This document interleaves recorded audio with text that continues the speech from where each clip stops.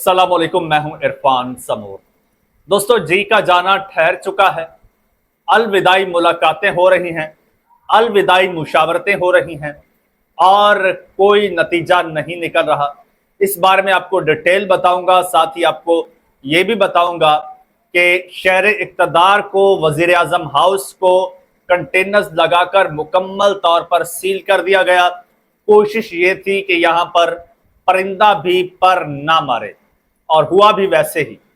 इसकी पूरी आपको डिटेल बताऊंगा और नून लीग इस वक्त क्या सोच रही है और किस तरह से एक अफसाना हकीकत में बदल गया, और उसका राणा सनाउल्लाह साहब ने बरमला इकरार भी किया और इजहार भी किया। ये डिटेल भी आपके साथ शेयर करूंगा। ओवरऑल सिचुएशन ये है कि इस वक्त नून लीग एक बड़े ही तेज भंवर में फंस चुकी है, जिसमें मुसलसल घूम रही है और वो खुद को संभाल नहीं पा रही। खैर, पूरी डिटेल एक एक चीज आपके साथ शेयर करूंगा, लेकिन उससे पहले नए आने वाले दोस्तों से गुजारिश है कि ये चैनल आपका अपना है। अगर अभी तक इसको सब्सक्राइब नहीं किया तो सब्सक्राइब जरूर कर लीजिए और बेल आइकन पर क्लिक कर दीजिए ताकि हर नई आने वाली वीडियो टाइमली आपको मौसूल हो जाए। दोस्तों, मोहसिन नकवी साहब एक स्टेटमेंट देते हैं, वो सूबों के हवाले से और बल्कि सिस्टम के हवाले से।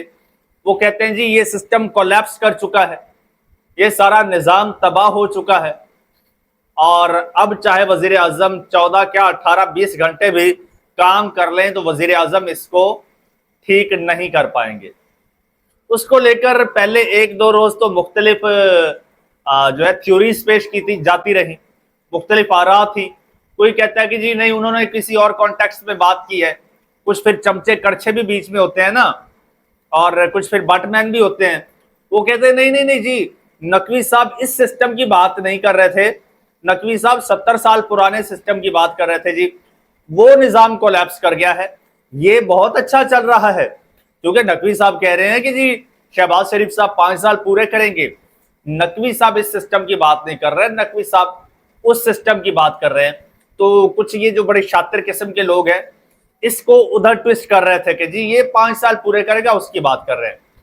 फिर एकदम से बात आई जी 6 महीने का अल्टीमेटम दिया गया है कि ये कर लो वरना घर जाओगे। मैं कहता हूं ऐसे नहीं है।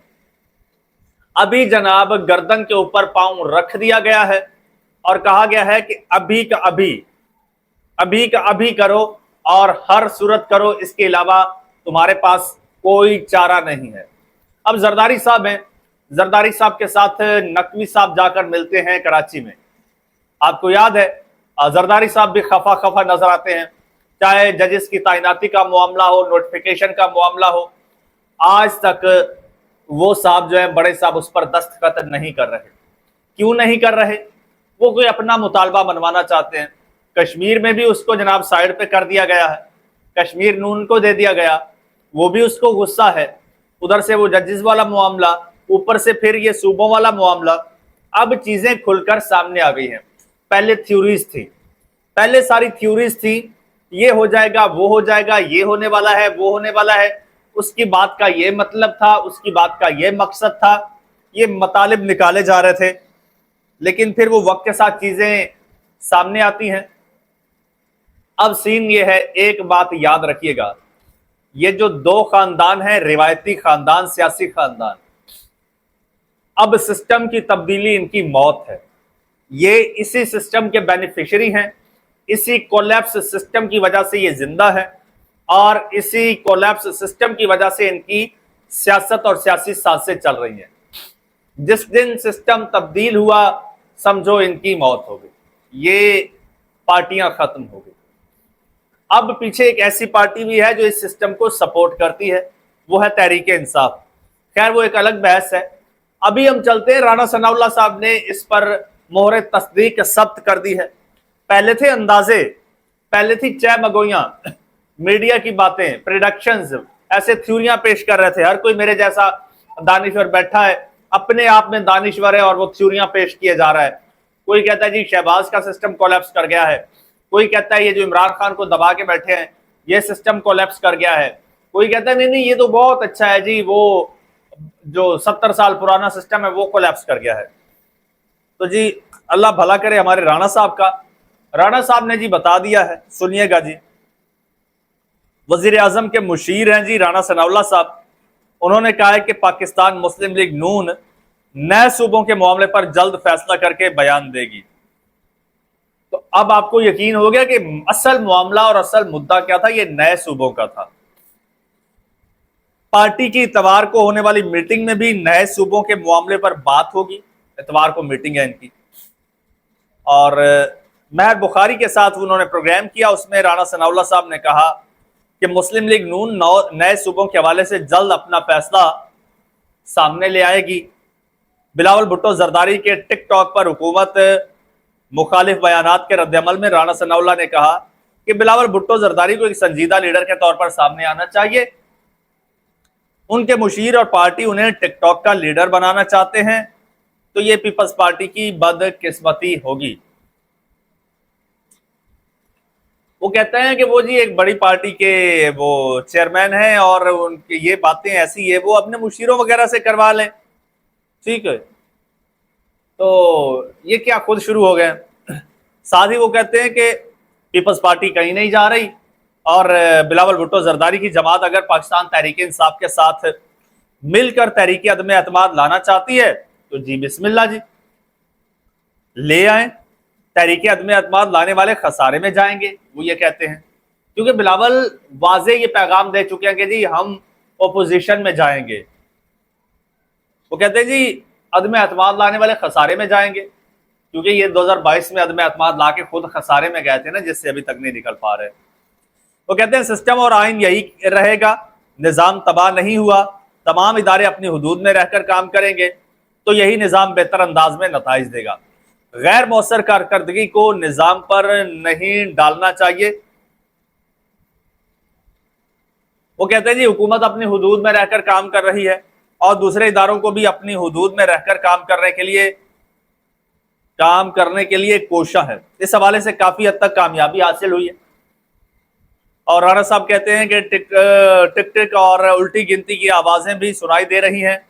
हमें यकीन है कि आज़ाद कश्मीर इलेक्शन के बाद उल्टी गिनती सीधी हो जाएगी और टिकटॉक की आवाज खत्म हो जाएगी। अच्छा, 2-3 बातें इसमें। एक तो अब ये किसी ने नहीं कहा कि पीपल्स पार्टी तहरीक इंसाफ के साथ मिलकर तहरीक अदम एतमाद लाएगी, लेकिन ये इनका अंदर का एक खौफ है या इनको कहीं से इंफॉर्मेशन मिली है। दूसरा, इन्होंने कहा कि जी नए सूबों के हवाले से हमारी मुशावरत चल रही है और फिर इतवार के रोज हम मुशावरत करेंगे, फिर हम कोई स्टेटमेंट देंगे। तो इनको भी पैगाम दे दिया गया है कि भाई अब इस मुल्क में नए सूबे बनने हैं। ये अलग बहस है कि भाई नए सूबे बनने चाहिए या नहीं बनने चाहिए या क्या प्रोसीजर है। बहरहाल बनाने वालों ने इनको कह दिया कि भाई अब नए सूबे बनने चाहिए ताकि इख्तियारात निचली सतह पर मुंतकिल हों, और पीपल्स पार्टी भी इसके हक में नहीं है और नून लीग भी इसके हक में नहीं है। अब पीपल्स पार्टी के पास नो डाउट तहरीक इंसाफ का ये आखिरी ऑप्शन तो है कि भाई तहरीक अदम एतमाद का, और वो ला सकती है तहरीक इंसाफ के साथ मिलकर। अब तहरीक इंसाफ इनके साथ हाथ मिलाती है या नहीं मिलाती। दूसरा, इनको ये भी खौफ है कि उसके बाद तहरीक इंसाफ इक़्तिदार में आ जाती है तो हमारा क्या होगा। तो ये मामला बड़ा गंभीर है। बहरहाल इन साहब को कह दिया गया है कि भाई तुसी कम करो या छुट्टी मनाओ, और अब इनका भी इरादा छुट्टी मनाने का है, घर जाने का है। और दूसरी जानिब तहरीक इंसाफ चढ़ाई करने का कोई ऐसा कोई इरादा रखती थी या नहीं रखती थी। बहरहाल उससे पहले ही जब मुल्क गिर प्रोटेस्ट वगैरह किए तहरीक इंसाफ ने, तो शहर इक़्तिदार को वजीर आजम हाउस, ऐवान सदर, ये वो पूरा इस्लामाबाद कंटेनर्स लगाकर बंद कर दिया गया। जो काम तहरीक इंसाफ ने करना था वो काम इन लोगों ने कल खुद ही कर दिया था। दोस्तों, मजीद बड़ी सारी डेवलपमेंट्स हो रही हैं। आने वाले चंद घंटे जो हैं वो मैं कहता हूँ धमाका खेज होने वाले हैं। उस हवाले से आपको डिटेल बताऊंगा, एक एक चीज लम्हा ब लम्हा अपडेट करूंगा। उसके लिए जरूरी है कि आप इस चैनल को सब्सक्राइब कर लीजिए, बेल आइकन पर क्लिक कर दीजिए और मुझे इजाजत दीजिए।